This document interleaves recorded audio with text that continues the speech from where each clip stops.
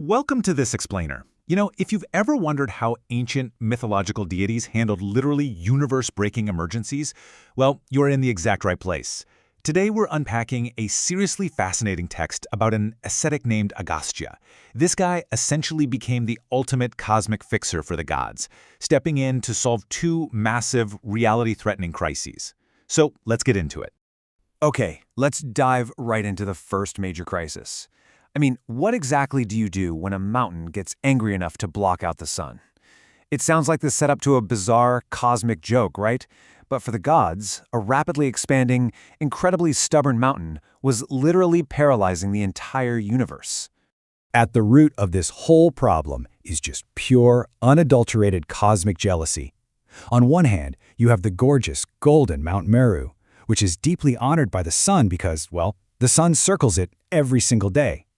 But then, on the other hand, you have Mount Vindhya. Feeling completely ignored and basically slighted by the sun, Vindhya becomes absolutely senseless with wrath.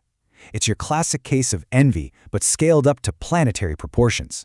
So, Vindhya actually confronts the sun and demands the exact same respect. But the sun offers this perfectly logical defense. He basically explains, "I do not of my own will honor this mountain by my circumambulations. By those who have built this universe have that path been assigned to me." So he's saying it's not a personal insult at all. It's just cosmic logistics, dictated by the architects of the universe. It's just his route. But of course, Vindhya won't listen to reason. Driven by pure wrath, the mountain suddenly begins to expand. And we're talking expanding so massively that it physically obstructs the sun, stops the moon in its tracks, and completely halts the stars. The assembled gods rush down in a total panic, but their pleas completely ignored. The entire celestial system is gridlocked. Time and the seasons are effectively broken. Now, with the universe paralyzed, brute force is totally off the table against a mountain of this size. Out of options, the desperate gods travel to a quiet hermitage to beg Agastya for help. Now remember, he isn't a warrior, he's an ascetic, a guy devoted to virtue and known for having exceeding marvelous power. They need a specialist for an impossible problem, and he is quite literally the only one who can step in and prevent this catastrophe. And Agastya doesn't fight the mountain with violence. He uses his intellect. He comes up with this absolutely ingenious three-step trap. First, he respectfully asks Vindhya to just bow down and provide a path for him to travel south. Second, he makes the mountain promise to stay low until he returns. And third, well, Agastya travels south and just simply never returns. It is the absolute ultimate loophole. Bound by his sacred oath, Vindhya remains subdued to this very day, perpetually waiting for Agastya, who is Varuna's son, by the way, to make his return journey. The sheer physical mass of an immovable, growing mountain is permanently halted by the power of one man's wit. He averted a cosmic crisis without drawing a single weapon. But hey, the universe is a messy place, and peace doesn't last long. The gods very quickly face another existential threat, the Kalakeyas.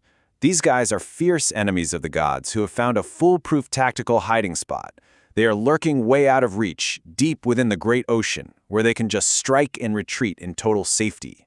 Completely unable to reach their enemies through the water, the deities run right back to Agastya, asking him to achieve the absolute impossible. They ask him to literally drink up the entire great ocean so they can reach the ocean floor and slay the Kalakeyas and their followers. Think about that for a second. They are treating him as their personal cosmic fixer, just casually asking a single mortal to consume an entire planet's worth of water just to clear the battlefield. And faced with this immense, totally panicked request, Agastya's response is amazingly simple. He just says, "Let it be so, I shall do even what ye desire, and that which will conduce to the great happiness of men." That's it. No panic, no negotiation. Actually, scratch that. It's not even a negotiation. It's just instant acceptance. He agrees to drink an ocean for the happiness of humanity, which is just a stunning display of absolute confidence in his own extraordinary power. What follows next is a spectacle of truly epic proportions. A grand, awe-inspiring procession follows Agastya toward this immense watery waste. It's a completely surreal parade.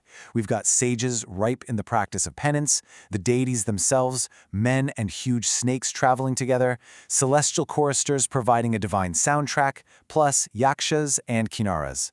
It's like the whole shebang. Everyone wants a front row seat to this totally unprecedented event. And they aren't exactly walking toward a calm, passive beach here. This ocean is fiercely alive and terrifying. The text says it has an awful roar, stumbling at the caves. Its waves are dancing with billows and bounding with the breeze. The surface is literally laughing with masses of froth, all while being thronged with diverse kinds of sharks and frequented by flocks of birds.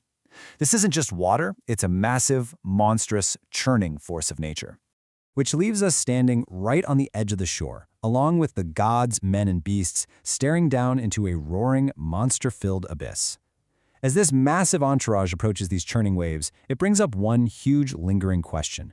How exactly does a single mortal human plan to drink an entire ocean? Seriously, how does that even work?